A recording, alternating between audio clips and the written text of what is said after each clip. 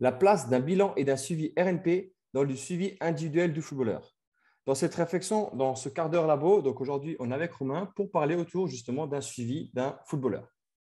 Romain, si tu veux commencer par cette thématique.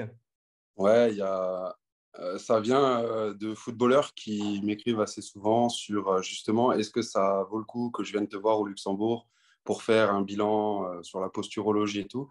J'ai un groupe de suivi en ligne de footballeurs et des sportifs individuels des footballeurs en suivi sur l'année. Et du coup, il y a pas mal ces questions qui ressortent depuis qu'on démocratise labo depuis 1 an et demi. Il y a un paradoxe en fait au milieu de tout ça qu'il faut avoir en tête, c'est que quand tu es footballeur, tu pratiques un sport d'équipe et pourtant, c'est ta performance individuelle qui te fera, entre guillemets, passer les échelons. Donc, du coup, plus tu as de bons coéquipiers, plus tu progresses parce que le rythme n'est pas le même. Techniquement, tactiquement, ça peut aller plus vite, etc. Du coup, quand tu montes d'un échelon, oui, tu vas progresser physiquement par le rythme de jeu, tu vas progresser techniquement, tactiquement par rapport justement à ce nouveau niveau et aux coéquipiers qui sont à côté de toi. Mais comment tu prends en compte ce qu'on appelle les KHI, c'est-à-dire les Key Human Indicators, c'est-à-dire ta base. Donc, on parle de posture, de neuroappliqué, de réflexes archaïques, de comment tu prends en compte tes KPI, donc Key Performance Indicators, c'est-à-dire tes données GPS, tes tests physiques et un peu tes qualités physiques à développer ou à faire évoluer en fonction de qui tu es actuellement comme footballeur et où est-ce que tu veux jouer. C'est-à-dire, si tu passes de N3 à national, la demande n'est pas la même. Du coup, il faut que tu travailles peut-être en amont de ton côté pour être prêt à la demande de la nationale et de manière à ce que quand tu arrives en national, tu sois à même de progresser techniquement, tactiquement avec tes coéquipiers parce que le rythme de jeu n'est pas le même, etc., etc. Donc, du coup, le gros paradoxe qu'on retrouve en prépa football et dans tous les sports collectifs, c'est que c'est un sport collectif. Tu brilles grâce à tes coéquipiers, etc. Mais quelque part, c'est ta perf individuelle qui te fera passer les échelons. Ce n'est pas une équipe qui est transposée d'un endroit à un autre. C'est des joueurs qui doivent fitter individuellement dans un système tactique du coach. Et donc, du coup, c'est par ta perf individuelle que tu fais la différence et que tu peux espérer aller plus haut.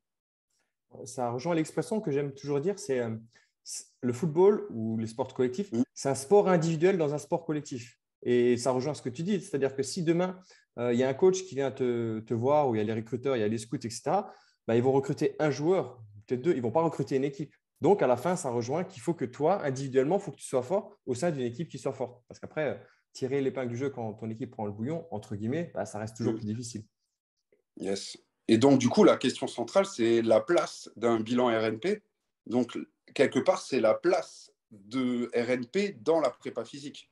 C'est ça. Et, et du coup, en fait, ça amène sur quelque chose de différent, et c'est ce que je dis à ces joueurs, c'est que on veut des résultats sur ton physique, on va dire, et on veut des résultats rapidement. On utilise en prépa physique des méthodes qui sont basées sur des outputs, c'est-à-dire on va améliorer ton jump, etc., etc. Et on prend très peu en compte ce qui est central là-dedans, ce qui gouverne tout, c'est le cerveau. Le but de RNP, c'est d'aller regarder quelles sont tes limitations d'un point de vue du cerveau qui peuvent impacter tout ce qui est physique, qualité physique. Et donc, du coup, ça ne remplace pas un développement physique, mais ça va peut-être lever des limitations et te permettre de fonctionner à 100% de ton potentiel actuel. Donc, quelque part, c'est un travail, la posturologie et tout ce qui est RNP, qui doit être central quand ton objectif est de devenir professionnel ou d'aller à l'échelon au-dessus, parce que c'est quelque chose qui va permettre de mitiger le risque de blessure et surtout te permettre de tirer le plein potentiel de ce que tu fais déjà. C'est-à-dire, est-ce que en te tournant à droite, tu es moins efficace, tu perds le ballon? C'est un paramètre technique que peut-être que tu as identifié avec le coach technique, l'analyste vidéo dans ton club, mais que tu ne sais pas réguler. Ben, peut-être que RNP va pouvoir répondre à ces problématiques de ouais, en fait, quand je me tourne à droite, c'est toujours un bordel, ce qui fait que je suis défenseur central gauche, je défends beaucoup plus centre terrain parce que j'ai peur que le mec qui vienne entre nous deux et je m'arrange pour qu'il vienne toujours du côté fort. C'est plein de Euh, problèmes. on peut soulever comme ça. Excuse-moi, vas-y, à Non, toi. non, non, non, mais c'est bien. En fait, en parlant du postulat qu'on a donné au tout début, à savoir que le football est un sport individuel dans un sport collectif. Par définition, dans les sports individuels, les gens, ils implémentent en fait RNP. Donc, en fait, la question de l'implémenter dans le football, elle ne se pose même pas vraiment. Parce qu'à un moment donné, si tu travailles sur l'individu et on va l'implémenter de manière presque naturelle dans sa programmation d'entraînement. On ne dit pas qu'il faut faire que ça. Et on a mis beaucoup d'avant-après sur de la mobilité, etc. Parce que ça parle beaucoup des gens qui sont en termes de restriction de mobilité, notamment au crossfit, muscu, etc.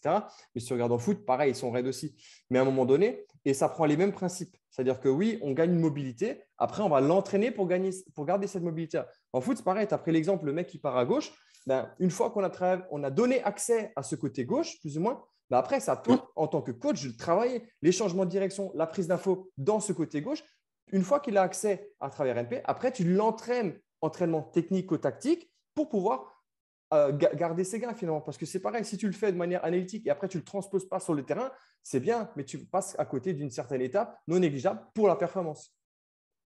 Et là, on peut parler de certaines études qui sont sur le système visuel, où c'est 2010-2012, c'est sur du baseball. Donc le baseball, c'est le même principe. C'est un sport collectif, éminemment individuel sur le développement. Et ils ont fait une étude prospective sur 1 an et il y a eu 10% de gains sur la précision au bâton, donc la précision de frappe, sur du travail 2 fois par semaine oculaire, donc de l'entraînement des muscles oculaires, 2 fois par semaine, sur 20 minutes 2 fois par semaine. 10% de gains, ben, on peut quelque part, alors c'est un énorme raccourci, mais aller vers le foot et te dire que en travaillant de cette manière et en prenant en compte ces choses-là, peut-être que tu as 10% de passes réussies en plus. 10% de frappes cadrées en plus. Je ne dis pas que tu vas mettre des buts, mais c'est plein de petites choses comme ça qui, on regarde le foot, ouais, c'est un sport collectif. Qu'est-ce qui prime pour les scouts? C'est la vidéo et les statistiques. Ben, si tes stats, on les a, les stats, nombre de passes réussies, nombre de passes verticales par rapport au nombre de passes totales. Toutes ces stats-là, elles sont regardées. Ben, quelque part, RNP peut te permettre, et la prépa physique individuelle te permettre d'améliorer ces stats-là technico-tactiques et de réguler ton niveau physique de manière à ce qu'il corresponde à la demande du niveau où tu veux jouer après, tout simplement. Et, euh, et encore une fois, ce n'est pas dissocié. Parce que je pars en même temps, ça me fait penser à plein de choses en même temps. Et ce n'est pas toujours dissocié parce que c'est vrai qu'on met beaucoup d'exercices. Par exemple, tu vas faire une saccade comme ça, tu vas faire une poursuite comme ça, tu vas faire le vestibulaire comme ça. Mais à un moment donné, ça va beaucoup plus loin parce que le but avec RNP, c'est une prise en charge individualisée du joueur et de la personne. C'est-à-dire qu'à un moment donné, on met en accent les limites ou les forces du système nerveux pour la performance. Et après, ça se concrétise aussi par le terrain, comme on avait partagé la fameuse Infinity Run pour le footballeur. C'est quelque chose d'intégré, mais avec une logique neuro derrière qu'on cherche, mais transférable par rapport à l'activité. Tu peux très bien faire un circuit de passe, comme tu avais aussi montré, avec un patch autour de l'œil. Tu peux faire la même chose avec un patch au niveau de la bouche. En fait, c'est juste comprendre ce que tu travailles avec travers ça et c'est pas changer tout ce que tu fais. C'est juste optimiser ce que tu mets déjà en place avec des outils et une réflexion qui est haute. Parce que quand tu fais ton circuit de passe, peut-être tu fais sur, j'en sais rien, 4-6 minutes en fonction des circuits, ben rien ne t'empêche, dans ta récup, tu vas faire ça. Et après, ton circuit, tu vas le faire avec un patch au niveau de l'œil pour cacher un œil, etc., etc. C'est toute une réflexion qui est derrière. Et pour moi, la question de est-ce que c'est intéressant pour un footballeur, c'est presque un non-sens, parce que ça me semble juste logique. Et pour revenir à tes KPI et tes KHI, en fait, tu développes juste ça. Et l'un va avoir une influence sur l'autre, en fait. Et ça me semble juste logique parce qu'en tant que préparateur physique ou même en tant que coach, tu cherches juste à avoir le meilleur. Peu importe ce que tu utilises. Tu cherches le meilleur, bah, tu fais ce qu'il y a de mieux. Point. Ouais. Et pour quelqu'un qui cherche des résultats et des résultats rapides, en tant que prépa physique, tu peux jouer sur le technico-tactique. Mais pour ça, ça prend une évolution par rapport à ce paradoxe où on connaît tout du corps humain, mais on ne cherche pas à savoir ce qui se passe avec celui qui gouverne tout, le cerveau. C'est-à-dire que c'est très mis de côté par les prépas physiques. Et du coup, une fois que tu as la réflexion, et il n'y a pas besoin d'aller très loin en somme, mais de comment fonctionne le cerveau pour produire une tâche motrice, derrière, tu peux analyser peut-être avec une lentille différente les gestes techniques.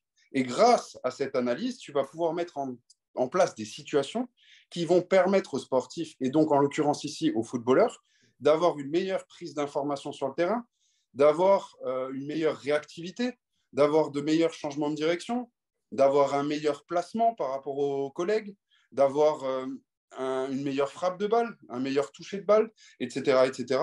Et c'est des choses, tu vas comme lui donner accès pour qu'il puisse travailler ça dans ses séances techniques.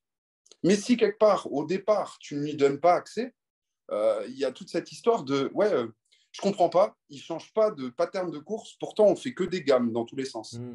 Mais peut-être que juste le fait de répéter des gammes, c'est pas la porte d'entrée qu'il aurait fallu ou qu'il faudrait avoir pour avoir une amélioration conséquente de la coordination de cette personne à vitesse max ou de cet athlète à vitesse max. Et ça, c'est des problématiques qu'on soulève depuis 10 ans maintenant, de comment améliorer vraiment la technique, la tactique et tout ce qui se passe sur le terrain. Voilà. Mais encore une fois, et c'est peut-être le point qu'on dit assez tout le temps, ça ne veut rien dire, mais assez souvent, c'est le point qu'on soulève assez régulièrement. Mais il ne faut pas oublier une chose, c'est que oui, RNP va rapporter un plus, mais il ne faut pas oublier tout ce qui se fait à côté. Le développement physique, des filières énergétiques, des qualités physiques, etc. Et le développement technico-tactique. Parce qu'encore une fois, ça se greffe dans un tout et que faut agir un petit peu surtout comme la communication, la méthode de coaching, etc. Tout ça va avoir une certaine influence. Et l'idée, c'est de mettre tous les ingrédients en place pour avoir le meilleur plat possible en fait à la fin. Dans un sport individuel qui est sport collectif. Ouais. Tu as les 4 coactifs de la perf, c'est physique, technique, tactique, psychologique. Et ces 4-là, il faut savoir jongler avec. Et en tant que prépa physique, tu dois savoir jongler avec. Voilà. C'est ça. Et après, derrière, sur tout ce qui est modélisation d'un système d'entraînement, on en a fait un podcast il n'y a pas longtemps, je crois, il y a 3-4 semaines. Vous pouvez aller voir sur la chaîne YouTube. Et il y aura toute cette explicative de comment intégrer, on va dire, la RNP au milieu de ce que tu fais déjà. Parce que l'objectif, c'est de modéliser, ce n'est pas de tout changer.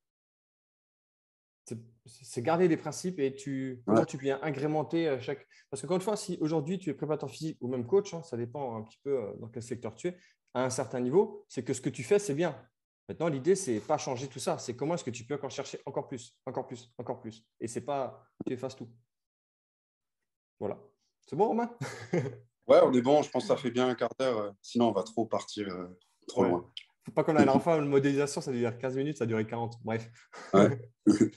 Mais en tout cas, si ça vous fait réagir, si ça vous fait vous poser des questions, on échange avec plaisir sur les réseaux sociaux. Venez sur Instagram, par exemple, c'est là où on est le plus présent. Venez nous écrire directement en message ou sur YouTube, laissez un petit commentaire en dessous et on ouvre la discussion avec vous pour réfléchir sur tout ça, en fait. Merci Romain. Voilà. Je t'en prie. Allez, à plus, ciao, ciao. Avec passion.